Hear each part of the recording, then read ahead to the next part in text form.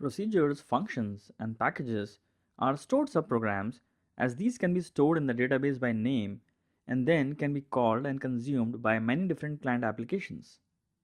Oracle also provides the ability to define local subprograms. These are procedures and functions local to another stored procedure or a function or an anonymous block. Creating modular pieces of code avoids repeating the same lines of code at several places. A single call to the modular program will execute the same logic consistently at all the places. Sometimes, when the code is unique to a program, it might make sense to create a local modular unit to be used within the program only. Of course, there might not be many situations of this sort, but still it is important to know how to create such programs if need arises and to maintain existing pieces of code that might have local subprograms. In this module, we will see how to define local functions and procedures, as well as the scope and visibility of variables and exception propagation when local subprograms are involved.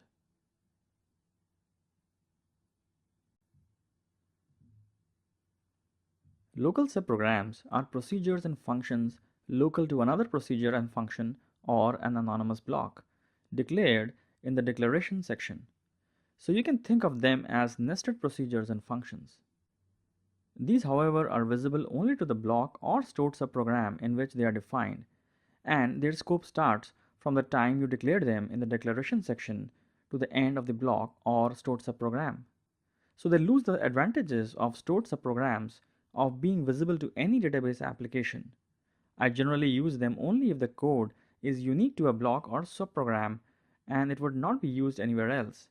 Otherwise, if there is a need for a subprogram, I would rather define them as a stored subprogram like a procedure or a function visible to the entire database, allowing reusability across many client applications. The stored subprograms can possibly be pinned in the shared pool and cached if they are used very often and can improve performance. However, the local subprograms cannot be pinned. One thing to take care of is the location of these local subprograms. They need to be at the end of the declaration section or be the last objects to be declared. Otherwise, Oracle will raise errors. These subprograms, like nested blocks we saw in Oracle PL SQL Fundamentals Part 1 course, can access the parent variables and can read and write to them. The variables defined in them override the visibility of variables of the same name in the parent block. If you have repetitive lines of code in your block or program which are called at many places within the program, then you might want to centralize them as a local subprogram. Then instead of writing these lines over and over at several places, you just call the local subprogram. That way a consistent piece of logic is called at all the places, so they help in reusability, but only within the block or subprogram they are defined in. You can define multiple local subprograms and also overload them. We will talk about overloading in a later module where we will have examples of this. Let us now take a look at an example to understand local subprograms better.